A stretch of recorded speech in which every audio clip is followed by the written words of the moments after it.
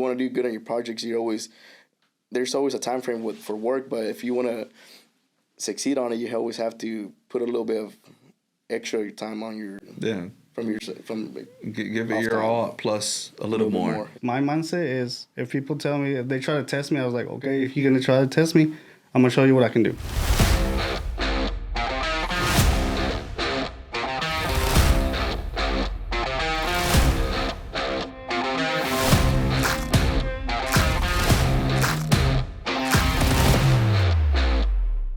All right, so the Hernandez brothers for the win, right? So we got Mr. Cristian and Jesus today. And, you know, we just want to talk a little bit more about how y'all's journey here at Moss got started and where you guys are at now, right? When did you start here at Moss, Cristian? I started, I've been here for 7.5 years. Yeah. I believe it's 2017, June 27th. I started here. Was the company already here at this office, or was it still back at? No, it was on Abel's Lane. On Abel's Lane? No, not Abel's Lane, Rock Island. Okay, yeah. But you started off here as a laborer, right? Yeah, I started off as a laborer in Pablo's crew. One of the foremen that's already. Yeah, he's still here roaming around. So, how was that? How was it that you landed here at Moss? Like, did you know anybody or? So Pablo's wife is really good friends with my uncle's wife, and that's how I got the job. Then one day I came out of I used to work at PFG. It's like a warehouse where we did order selecting, like for Red Lobster, like different restaurants. And then we worked night shift, so they were still, I guess they were having like a little get together at my uncle's house. So I arrived there after the night shift, and I met Paulo there. Yeah, he was there drinking, and he started talking about him working in construction. That's one of the main things I always wanted to do as a kid, work construction. But it was kind of difficult because I had just gotten out of high school, and I didn't have a contact or a way to get in construction until Paulo was like, "Oh, well, I need some help. I need a labor," and that's how I jumped in with him. Nice. Yeah. So completely different industry, right? You went from working in a warehouse to working outside in construction, right? And you didn't know anything about underground utilities at the time, right? No, I didn't. I started off as knowing nothing. Right? No experience, nothing. Yeah, and it was kind of challenging at the beginning because when Paulo he didn't speak good English, and when I had to get parts, he kind of just showed me pictures of the parts, and me going to Ferguson picking up parts, I was like in the counter going back and forth with the guys. No, I think this is what he needs, and in my mind I was like, man, I had to like start learning this the name of the terminology, right? That's funny you say that because even with a lot of the equipment nowadays, like the shackle, right? What do the guys call the shackles in Spanish? El chaco, right? El chaco. And you know, that's not the proper terminology for it, right? It's not the proper word. I think, if I'm not mistaken, it's called un griete, right? So it's, but we're just so accustomed to it here, just calling it, or trying to, I guess we butcher the word and we call it whatever we think is best, right? Which is a shackle. And it's because the majority of the time they, since they don't know that proper word in English for it, they always try to make up a nickname for it, right? Short phrased word for it. And then you go to different people, different crews, and they're like, hey, I need this. And then they throw you out of the loop because now you learned it a different way. And then you go over there and they're asking for the same thing, but then you're thinking, hey, that's not how they call it over here. Like, it's the whole different. So you came in helping Pablo out as a laborer. How long was it before you moved up to a different position? So I was with him for a while as a laborer. Sometimes, like, since I was like a driver for him too, we would go to jobs when it got rained down. Then I looked to have the vision of always wanting to be on a machine, right? So then he started like showing me little by little, hey, this is how you operate the machine. So I was with him as a laborer like for 6 months. Then I would be in the ditch with the guys, started learning a little bit of how to shoot and grade, setting the laser, reading stakes. And then eventually the wheel loader operator he quit on us, and there was no one on the loader. And with me going back and forth ditch, learning all this stuff and learning the machine a little bit, I was given the opportunity to get on the wheel loader, Yeah. which was and it was kind of challenging because I was like, man, well, I know I'm new at this. I kind of already had been on it for a couple times here and there, and this slowly started giving in on it. Like it took me a couple weeks, and then it seemed simple, right? Yeah. And it's been it was a great experience, and I was looking for it once I would go with Pablo on jobs, and he would give me the opportunity. I was like, man, I think this is gonna be. I mean, it looks like I ain't gaining nothing out of it, but the long run, I think I'll be able to have the opportunity to get on the machine. And Yeah. So you went from labor to kind of transitioning into like a multi-position, right? Because you would, go down in the ditch and then you would also get on the machine, right? So you're doing a little bit of everything, just trying to help Pablo be successful as well, right? Right, yeah. And so that's pretty cool. Like, what would you say was one of the most difficult parts of being on a crew? Like, is it reading the plans? Is it shooting grade, or is it like ordering material? What would you say is difficult? The most difficult is the communication with I guess the crew. I mean, if you know, the majority of them don't speak good English, but if you're bilingual, that's a good way to start, because you're able to talk to them good. But there's challenges that are out there, is that if they see that you don't try, or you're not willing to do something, or if you see them that you're slacking off, they lose interest in you. Like the people, like the guys that you're working with, not specifically the foreman, they don't really want to teach you. But there's guys that see you, hey, like if you help them out, they're at the long run, they're like, hey, I could probably help them set up the laser while I go do something else. Yeah. And that's the way that made me feel, right? They benefited from it as well, right? Exactly. Not just, not wanting to teach you aspect of things, right? Yeah. What about you, Jesus? How long was it before you came? Because I'm assuming Cristian started here first and then you came along, right? Yeah, so after he took the loader position, that's when I came in. He's like, hey, well, they're going to need a new driver. So how about you want to jump in? I was like, I didn't have anything going, like, important at the time. It was the same crew. The same crew, so I jump in and I was like, I'll just try to. I never worked in construction either, but I'll try it out, see how it works. What would you do before that? The same thing. We worked together at PFG. Oh, at the warehouse as well? Warehouse. Okay. Just following each other's footsteps. Yeah. I was on that warehouse. I was a freezer loader dock operator. I managed the loading dock and freezer side. What was it, like 43 bay doors? And it was kind of challenging too, because you had a big responsibility in that portion, because you had to manage the dock doors, make sure the routes went out on time. They had a time frame to them, and it wasn't my. It was a good job, but it wasn't what I wanted to do, right, in life.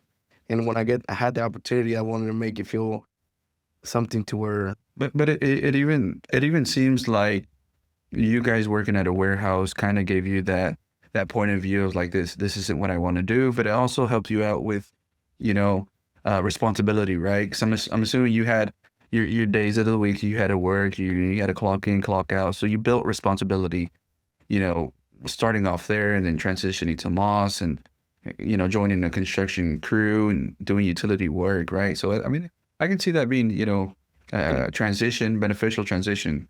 And it is a big responsibility, because at the end of the day, like when I was driving for Pablo, I had to make sure get up on time, make sure to move the crew truck around. It was and I didn't want to lead them to failure, right? I didn't want for it to depend on me not showing up to work early.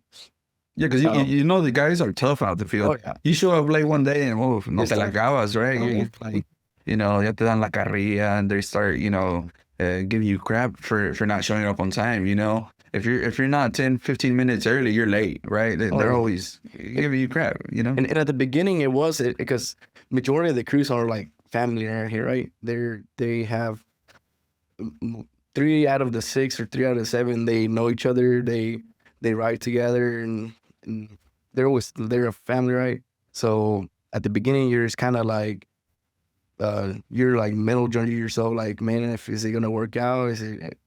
Should I fit in? And it all depends on you, right? If you make yourself fit in. And that's the way I kind of see it, right? I put everything to the side of me thinking, hey, well, these guys are probably I'm not gonna be able to hang around with them. I try to always made it to where it was fun, and then made it to where they had confidence on and trusted me on showing me things, right? Yeah, so y'all worked together, right? For how long was it that y'all were on the same crew? Well, he was with us. Jesus was with us for like 4 months, and then like 4 6 months, and then I was transitioned to a punch crew later on. So you became a foreman, and then you stayed back on that crew. And so, what was your path, right? So you were labor. After labor, what did that look like? I stayed for labor for a while, like I want to say 2 years, and then I got called up with another opportunity, another place, and so I left. But then I came back. I came back as a punch crew foreman. Okay, so you left, as a laborer, and decided to do. Yeah, I was somewhere else and I did other positions, but Yeah. when I came back as a punch crew foreman, it was a little different because I've never taken a leadership like of a crew and something. But so I had a lot of good experiences, learning, and got a good crew. What would you say is one of the most difficult parts of being a foreman to both of you guys, right? Because it takes personality, it takes knowledge, it takes character. I mean, there's a lot of contributing factors to being a good foreman, right? Well, I think the biggest thing is motivating the guys to trust in you. When I got moved up to mainline, the guys I had, they were with the foreman for like 2 years, so they were used to the way he ran things. So once you learn those guys trust and they trust you, they see that you're working with them, and that helps out a lot. Yeah, so you're looking out for their best interests as well, right? Yeah. What about you? What do you think is the most difficult? So the most difficult is leading them in the right direction, right? When I was handling the punch crew, it was tough, right? It's a lot of people say punch work is easy, but it ain't. Sometimes it's more complicated because you already have a bunch of things around you, right? So majority of the guys don't really like it because it's more hands-on work on, and the way I envision it all the time is if they see you working and doing it yourself with them, they always willing to try with you, right? So my goal was to lead them in the right direction and always make them do the work. That way they learn the process of it, and next time we go to a different job, they already had a feel for it, right? They wouldn't be scared of not wanting to do the work. So what do y'all think about the culture here at Moss, right? Because obviously you've been here for a while now, right? From the beginning to where we're at now, culture, like, what are your thoughts on it? I think it's changed a bunch. I mean, I have seen since day one, they always said, I mean, put the effort, try it, and we always look out, see what the guys, like, they always look out and see in what way you can move on up on, right? You can get an opportunity, and I always felt that way, and I had a really good leader, right? Parker gave me good opportunities. He had faith in me, and until to today, I mean, I've always done what I can, what's in my hands to not fail, make the company fail. I always try to look out for. I see it as like if I fail, I'm failing everyone, right? Yeah. It's not only the work doesn't only depend just for me. It affects everyone. Yeah. What about you? What do you think about the culture here at Moss? Like, what did you think of it? Like, because obviously you were working at a warehouse, and then you became, introduced to construction, and the culture is obviously different from something as simple as, thinking of it as outdoors, indoors. So, I mean, the culture over there was you didn't really get a chance to talk to anybody, to communicate. You were focused on your own work, trying to make your own, but over here is a team, so over here you have to communicate well to your guys and communicate well with other people, the GCs, your superiors. And it's a whole different thing because the way you communicate, it depends a lot on the outcome. If you have good communication, then everything's gonna go smooth. But if you don't, then it's not. I think we can always preach communication is leadership. Communication is leadership, and I think that'll apply to a lot of situations. It's the solution to and 99% of problems, right? Is because if you don't communicate what it is that you're trying to get done or need, you're just setting yourself up for failure, right? Yeah. So y'all became foremen. I'm assuming after the punch crew foreman, you become foremen, right? They promote you to the crew with the foreman. But what was one of your first projects as a foreman? My first project was it's kind of like a rehab job we had. Back then we had $500,000 projects, and it was a school down in South Lake. I don't know, it's Keller. It was Lake Dallas. Lake Dallas. Lake Dallas. So that project was it was pretty challenging. It was since it's a already existing school, you have to get ahead of the game, shoot your connections, and then there's conflict everywhere, right? You have lines all over the place, and it was a project where it wasn't big enough, and we had to knock it out of the ballpark pretty quick. What helped me there is that what helps you there in those projects is that you staying ahead and making sure if there's conflicts, go ahead and solve them before you reach into that point. It was and it wasn't that big of a job, but the crew I had was it was a really good crew. I had a good operator, a good pipe layer, and the labor. I was he didn't know much at all, just like how I started, and that was one of my goals, right? Try to teach him the way I was taught, right?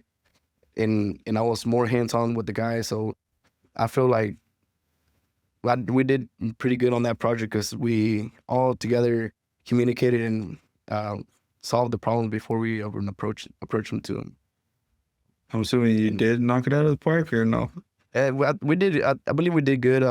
We did good on that project. It was there was a bunch of issues in that project with elevations, everything hitting, and since that was my first project. I always get home and you be like, man, I can't mess this up. Yeah, it's a lot of you get to thinking, you're like, man, I given the opportunity, I have to do something about it, take advantage of it.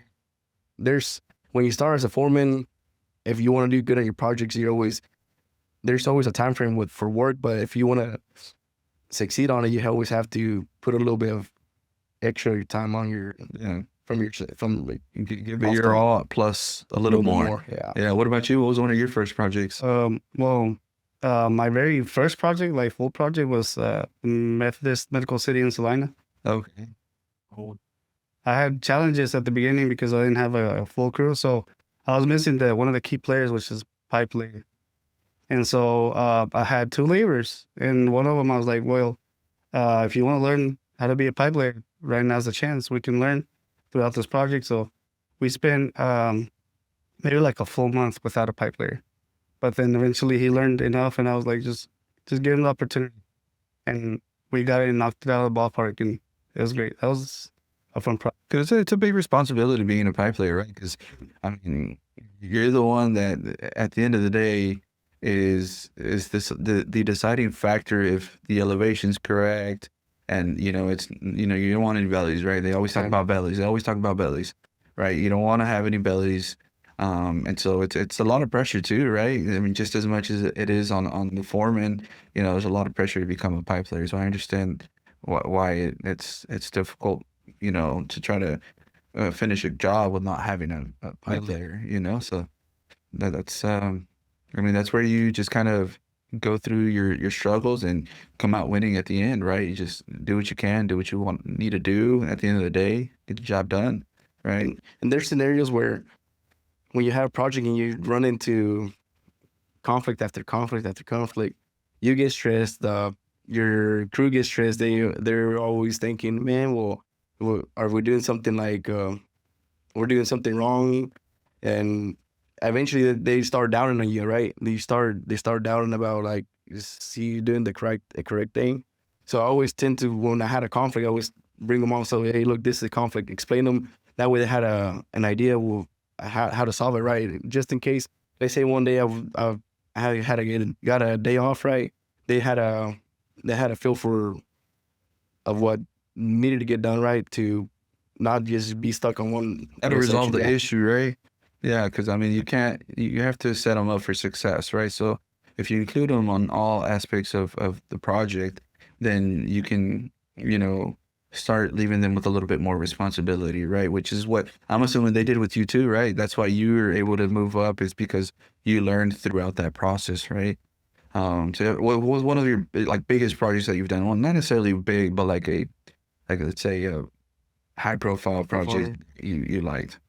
Well, mine was P117. That's after becoming a superintendent, right? Yeah. Oh yeah. Superintendent. So So before, foreman, as a foreman, yeah, let's back up a little bit then. So you're a foreman. How long were you a foreman for? a year and a half, 2 years. Oh, like Hey, almost 2 years. Quick. Yeah, it's a year and a half. Yeah. Quick learner.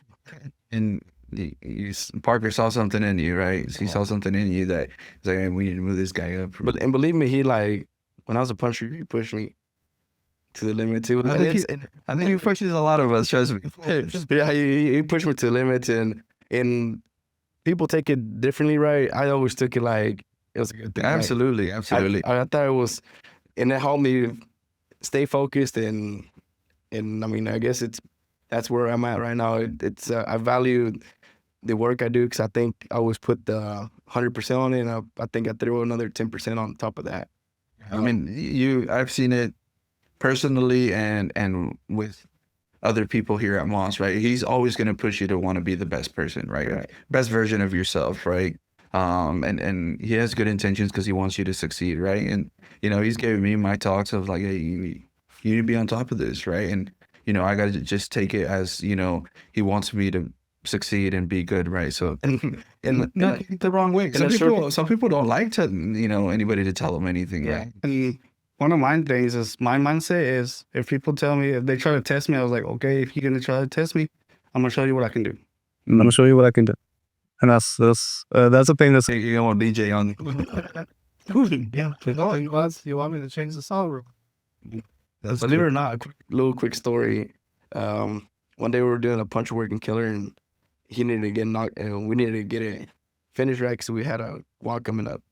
So it was 6:37, and we were working, we were prepping, and we had to fix a water leak in a 1-inch service, and we were forming back up to pour concrete the next day. And I didn't think he was gonna circle in, right?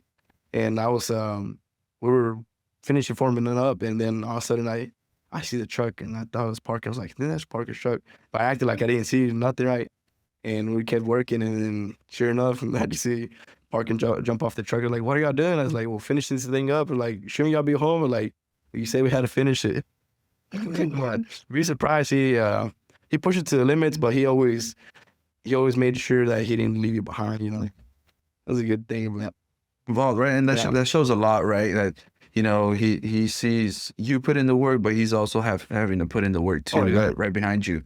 And that motivates you, it motivates the crew, and like, oh, this guy's out here, we're out here, And there's been scenarios, I mean, not only with me, I mean, there's been a couple of times that he's put me to do things that he's like, man, I probably should put a big crew to do that type of work, right?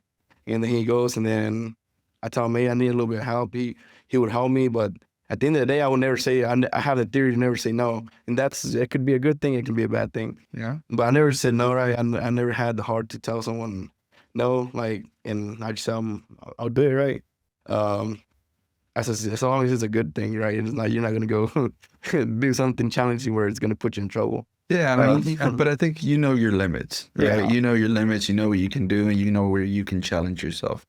Because, no one's going to want to set themselves up for failure, right? And sometimes we just got to challenge ourselves, right? Just because it's not in your scope or something that you've never done, you just got to do it. You just got to do it. And that's how I think they see what you're capable of.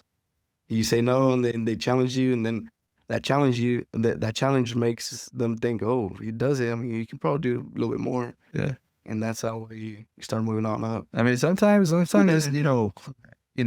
said it to me, like, hey, get shit done. Let's get shit done, right? He's got to get it done, and sometimes there's small little things that you just gotta make a decision.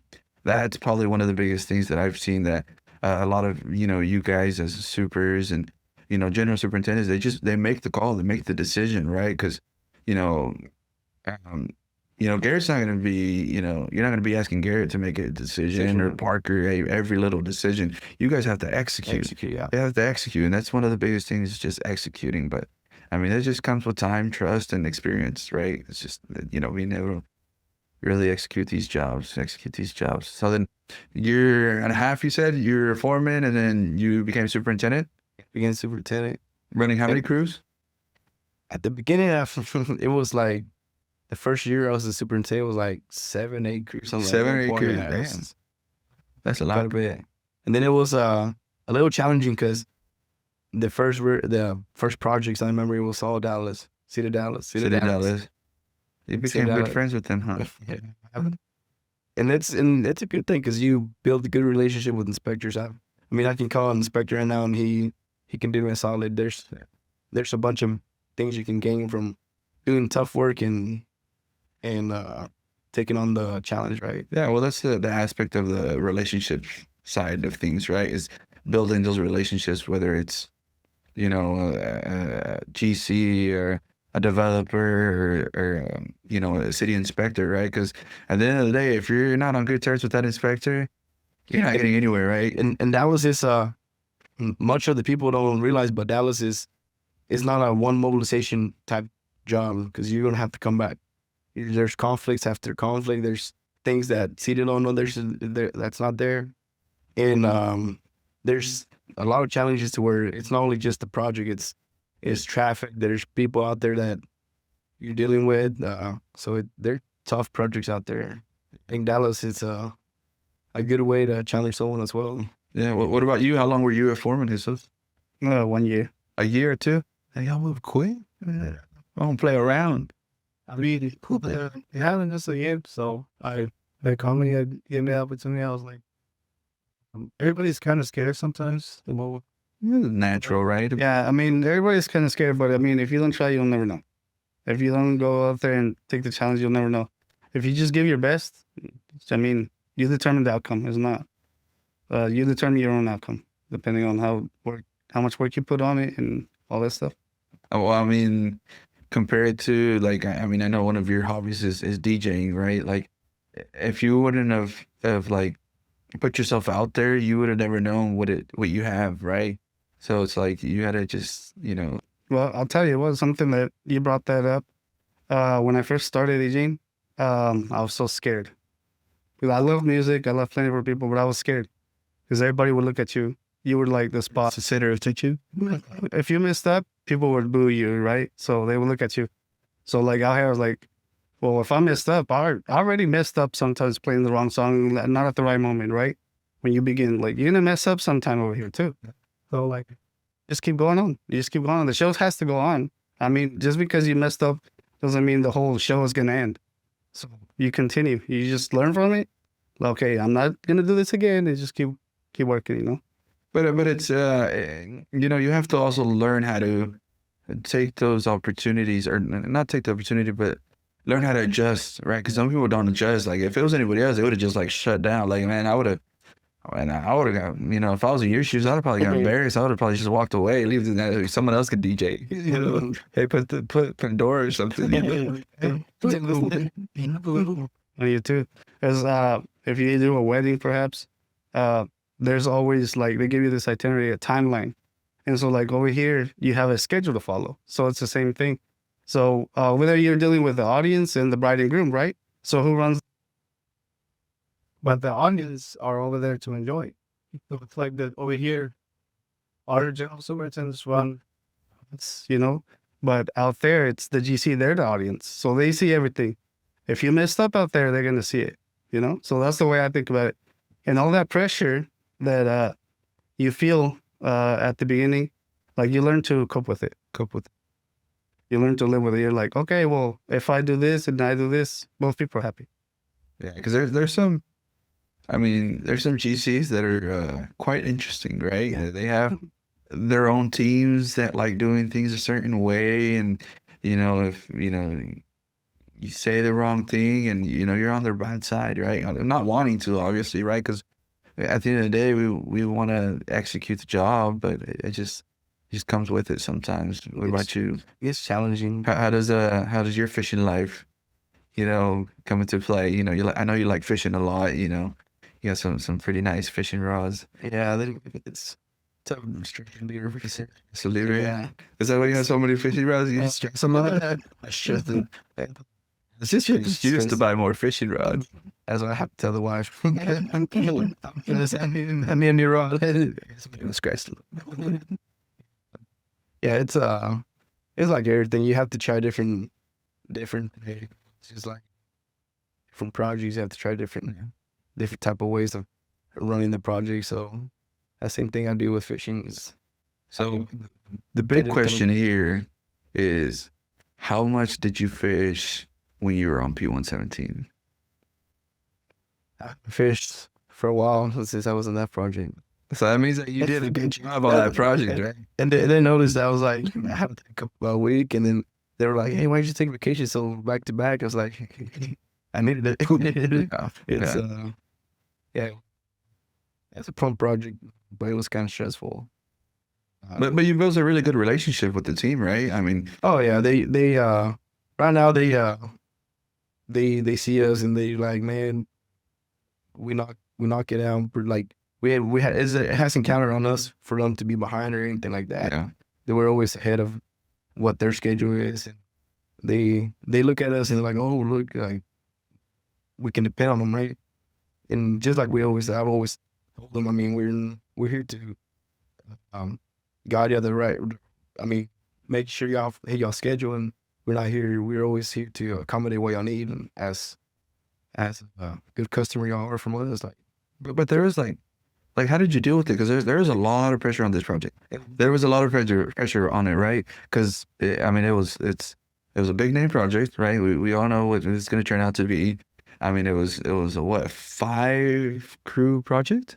it was Five? we had 6. 6 crews, right? We had 6 crews. We had an on-site safety. We had the safety rep for the GC, and then we had their entire team there, right? So there's a lot of pressure, man. Yeah, and it was kind of challenging too, because like they had so different zones, right? Different landings, and they had a actual superintendent for each land, plus they had an assistant.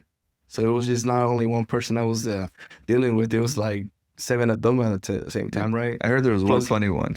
yeah, there's a couple of them there, but like then we do a small punch out work for them still, and sometimes they damage a couple of valve stacks to go and adjust for them as well.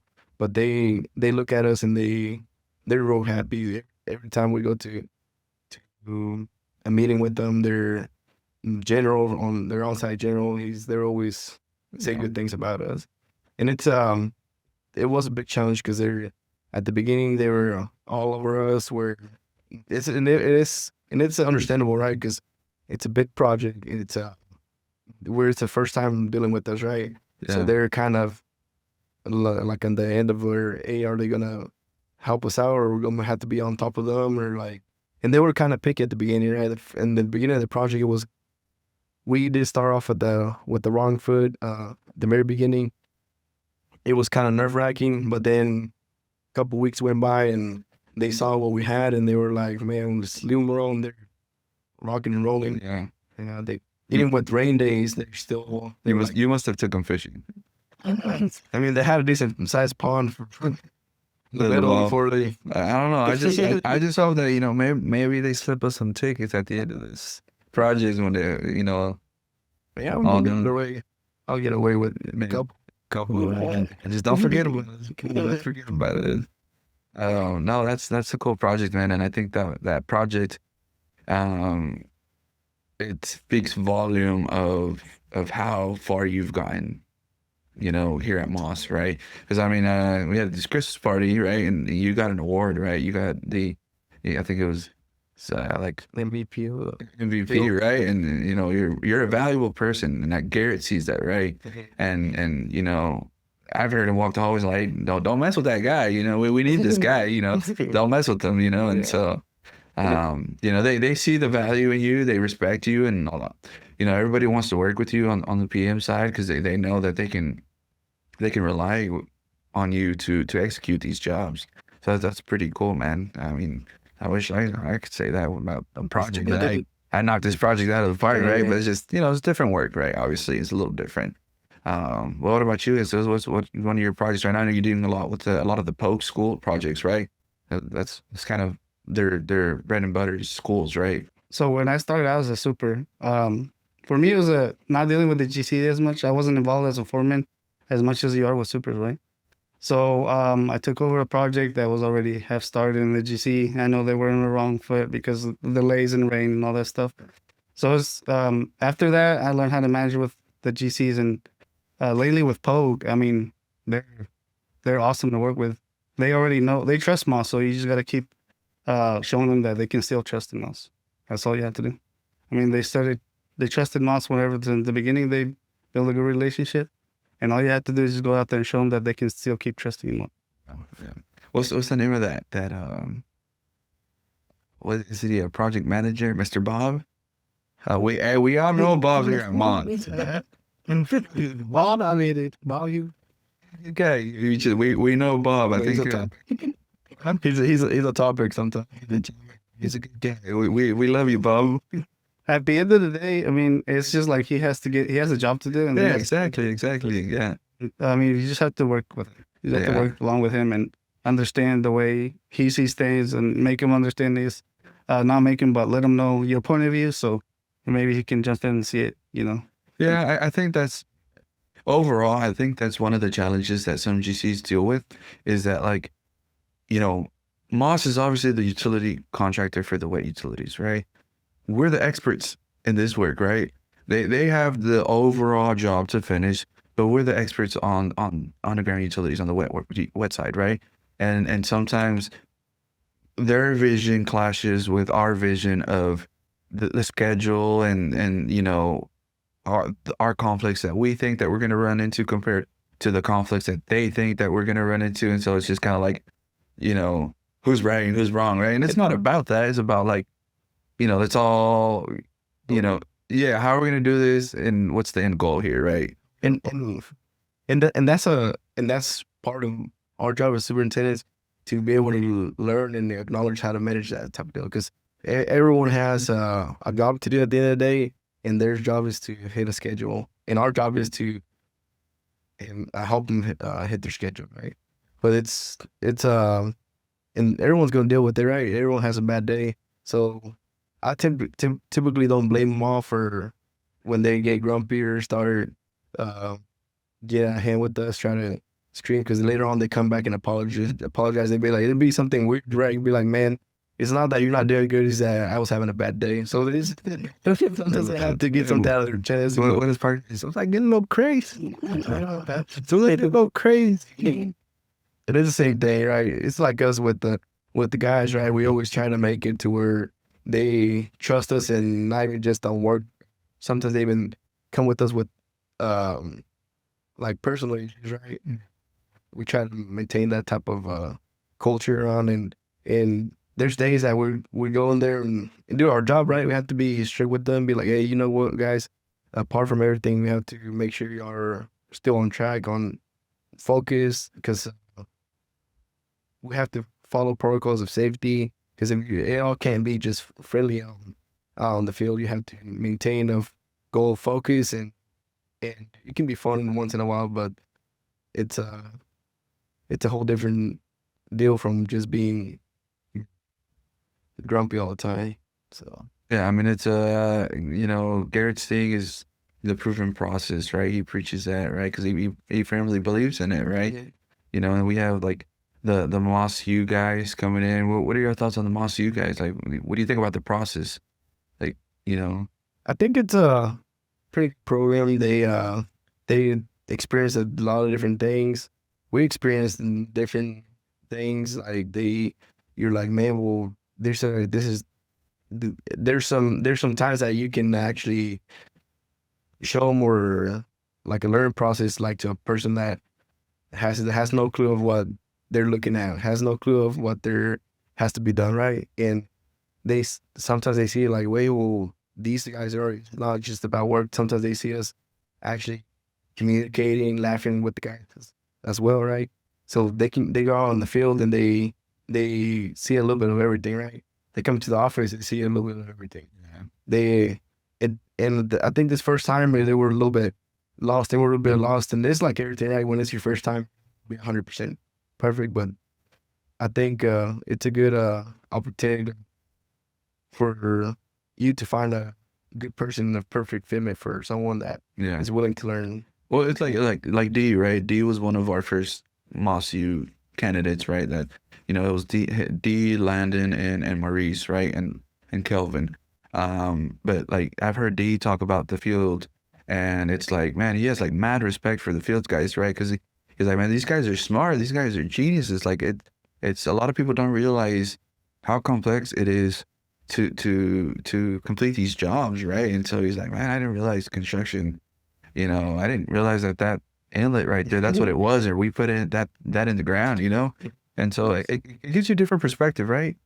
It makes you things a little bit different, because before I know about anything about utilities, you know, I would drive by, and now I drive by, I was like, oh, look, that inlet, or look at that hydrant, or look at this. It's a little creepy. Yeah, it's all like, I mean, like, I didn't do that before. I would just drive, and I didn't even know what it was, you know? And well, then they had an opportunity to do a hands-on. So like, you know, they didn't just explain to them what it was going to be done. They actually showed them. Yeah, because if you really think about it, since you wake up in the morning, right? You know, I don't know, I can't speak for everybody, right? But one of the first things I do is, you know, brush your teeth, like turn on the water, right? You know, maybe it wasn't us that installed that underground utility, but someone had to install that water line for you to be able to turn on that water, right? And we don't think about it. We just take it for granted that, like, we got water. Right? We got water.